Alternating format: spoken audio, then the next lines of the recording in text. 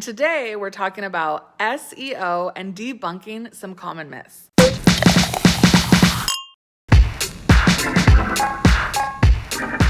Hey boutique owner and other e-commerce friends, Angela here, CEO of Hot Mess Consulting. And today we're talking about SEO and debunking some common myths. Having a basic understanding of SEO will definitely help you with organic traffic, but if you do it badly, you could actually end up on Google's bad side instead, and no one wants that, right? So stay tuned because in this video, I'm talking about the ins and outs of SEO and letting you know what's fact and what's fiction, because there's a lot of information out there. And PS in advance, if you want to make sure you never miss a thing we have to share, make sure you subscribe to our channel and hit the bell to be notified when we post new videos. Okay, so SEO, fact versus myth. I'm super excited about this one. This one's super juicy. We get asked these questions all the time. So, first point, you must do SEO. And this one is false. The truth is, it depends on your business model. SEO is just one possible way to market your business. It's not mandatory for your success. It doesn't mean something terrible about you as a business owner if you have never even heard of SEO or if you're not working it. That would be like saying that you absolutely must be on Instagram or you absolutely must be on Facebook. Now, if Facebook, if your Facebook group is your bread and butter and it's bringing in the money, then you must be in your Facebook group. But you can't do all of the things at once. This is how I always harp on, whatever you do, doing it justice rather than trying to do all the things. Well, it's the same thing here. You don't have to do SEO. It is a good option, but listen to the rest of the video here to learn whether this is actually the option that's right for you or not. So the other thing about SEO, though, is that naturally, if you're doing some of the things that you should be doing anyway for your website and business in general, you probably are already taking some measures that will help with SEO on their own. Things like working on your site speed, making sure that your website is optimized for both mobile and desktop, like the experience, right? Making sure you have high quality content in terms of your product descriptions, your photos, and just making sure that you have a great user experience overall when someone comes to your site, no matter what device they're using. So if you're not doing these things, what exactly are you doing with your website anyway? So, hopefully you are doing some of these things, in which case you actually already are working on SEO. You just didn't realize it. Because again, those things have an impact. So the next point, I don't have enough traffic to worry about SEO. Again, this is false. SEO is for any size site or business. Leads from organic search are warmer. When somebody searched for a particular term, Google thinks you have the answer. And if that's true, this person is going to be more likely to become a customer because they were actually looking for that thing that they were searching for, which of course has to do with the keywords and your implementation of them. But we'll get into that in another point. Okay, SEO is too technical. This one is partially true. It can definitely be extremely technical. Google recommendations can get very technical, for example, like particularly in their Google page speed insights, which I know I talked about that in a few videos back. So the thing that I want to say to you is on your end, keep it simple. All you really need to do is optimize your best product pages, the pages in which people land on the most. And you can get that data from your Shopify dashboard. And again, just really focus in on those landing pages and doing what you know how to do. You can also bring in an expert. We're actually going to be offering SEO services within the next couple of months here. And so you can also come to us for help with that or, another expert. But I'll talk more about experts in a minute too. It's going to work, or SEO works, which is why you need to be doing it, right? Again, this is false. Now, it does work, but the thing is that this is not a magical quick fix. SEO can take up to 12 months to show results. It's truly a marketing strategy like anything else. And not only that, but it's a long game marketing strategy at that. So the success of your SEO strategy depends on a number of things. So making sure that your site is structurally sound, your content is high quality, and you're giving your visitors a great user experience. which, like I said, you should be doing this stuff anyway. So then the next thing you want to do is do a really sound keyword strategy plan, and you should see some noticeable results a bit quicker, most likely, if you're working on the keyword strategy, optimization of your keyword strategy. You know, again, it's nothing is ever set it and forget it in marketing, period. So you always want to be optimizing for what's working and stopping what's not working, right? So the next point, I can set it and forget it. Totally false. You will need to keep working on SEO consistently and constantly. Strategy, this one and any other marketing strategy, is never a one-off task. There's no checklist of all the SEO tasks that you can do and then you're done with it and then the traffic just comes. And we want you to know, never do anything shady like buy backlinks or hire someone who guarantees you backlinks or that guarantees getting you on the first page of Google. Um, just yeah. And as a tip, Google is always improving and updating, and so you have to as well. You need to figure out what your audience likes, what's working in terms of SEO, and just do more of that. And again, this can take, just like any other marketing strategy or any other aspect of your business, it can take trial and error. You can relate this, similarly to the social media algorithms. Basically, Google has its own algorithm, right? And it's constantly changing. So again, it's not set it and forget it. And you also want to make sure that if you do bring someone to help, that they are current on best practices and things like that as well. Okay, so more SEO measures is more. This one is also false. Google knows what your site is about if you're, using product descriptions and you have, good copy and content on your site, of course. And Google wants to give value to its users. Like Google wants that when someone types in something, they're going to actually pull up a website about that thing and one that is going to provide them value.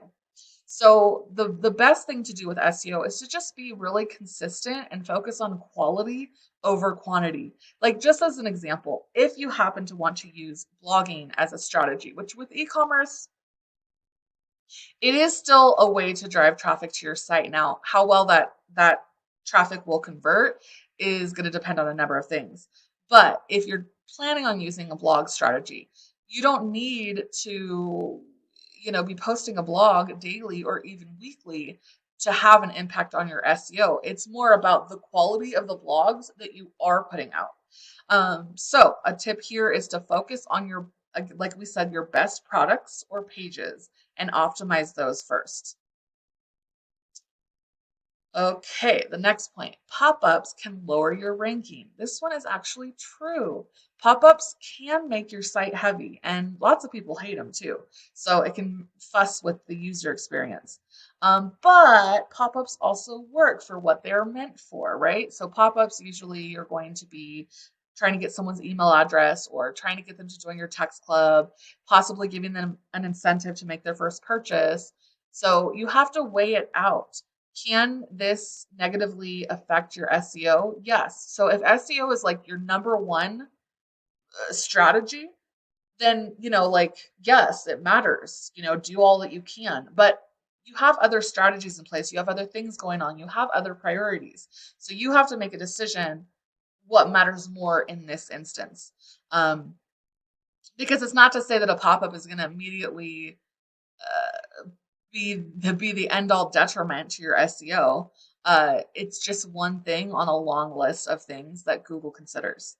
So the point is with the pop-up, what do you want more? A great SEO score or more conversions and people joining your lists? But conversions can also impact your SEO score in a positive way. So our tip here is, again, just make sure that you focus on giving a good user experience on your website. And so if you do have a pop-up, something to consider is that it's, is having it delay for at least 45 seconds so somebody can be on your site for a period of time before pop-up. All right, next point. You can out Outsmart Google with SEO apps. And this one is false. Not that there are no apps to check out, but you want to be very mindful of the ones that you use. You cannot outsmart the Google algorithms. They pick things up. You know how sensitive Facebook has been before. If they notice that there's a price or the word sale or the word giveaway, Google is no different. Up they catch on to these little things that you can do. So just be authentic with your SEO strategy, just like you are with any other strategy. The truth is that there's a list of like over 200 ranking factors, according to Google themselves. No one person or expert is going to know and be an expert on the entire list. So all you can do here is the best that you can, which is quite frankly all you can do with any marketing strategy anyway. So our recommendation is stick to the basics and the best practices, and you'll be fine. It's also not really possible to automate SEO. So there's that. The best practice is to write a unique meta description, so your product description, and alt tags for each page and each product. So every photo, what you're naming the photo upon upload, the alt tags for those photos, and again, the product descriptions. Now, if you're on Shopify, there's the actual description, and then on the bottom of each product page or each collection page, there is an SEO area where you can add more there as well if needed. Because you don't want to overload your page with just a ton of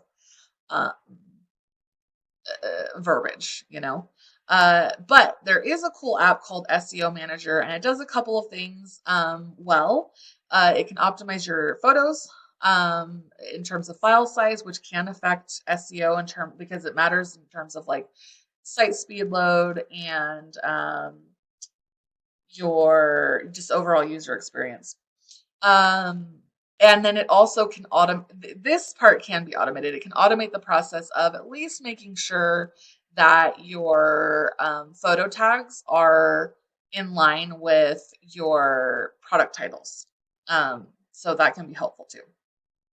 So the next point, it's all about keywords. And this one is partially true. So yes, it is about keywords, but you actually need to do keyword research. You can't just be all willy-nilly about it. I mean, at its most basic level, it's sitting down and thinking, okay, I'm a customer. I'm looking for XYZ from this boutique.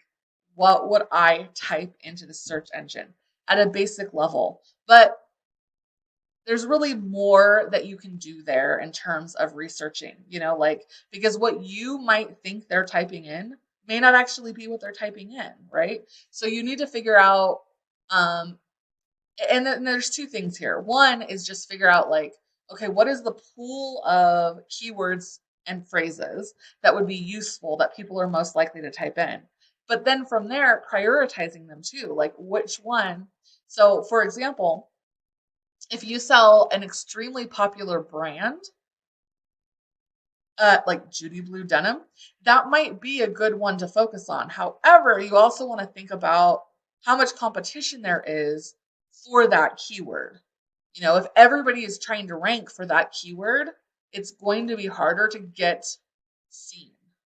But on the flip side, you could find a phrase where you're like, oh, this has no competition. Yeah, because nobody's typing it in, so no one's going to see you that way either. So again, it's research and just being intentional with your keyword strategy. And like I said before, optimizing it. Even your keyword research is something that you should be doing on a regular basis based on your results. And optimizing and, doing more of what works, focusing in more on the keywords that work, stopping the use of the keywords that don't, things like that. You also want to avoid keyword stuffing. An example of this would be, using a bunch of verbiage on the page, but turning it white so you can't really see it. Now, first of all, you don't really have to do that because like I said, on Shopify, there is an SEO section where you can add things. But even then, you don't want to just say that you have a list of keywords You do your research, you come up with this long list. You don't want to just paste that into every single page. Like Google's going to know that that's what you've done. And it's unethical and Google hates it and they will catch on and then you're really going to be dinged. And sorry. So anyway, Google is smart. So it does know what your site is about. You want to use the keywords to signal to Google and demonstrate your expertise and authority in that area. All right. So, questions? I know it was a heavy one and I hope it was helpful. So, I hope this has helped debunk some of the myths and mysteries surrounding SEO. But as usual, if you have more questions, reach out. We're here for you. And again, if you love our stuff, don't forget to subscribe and hit the bell to be notified when we post new videos. So, till next time, cheers.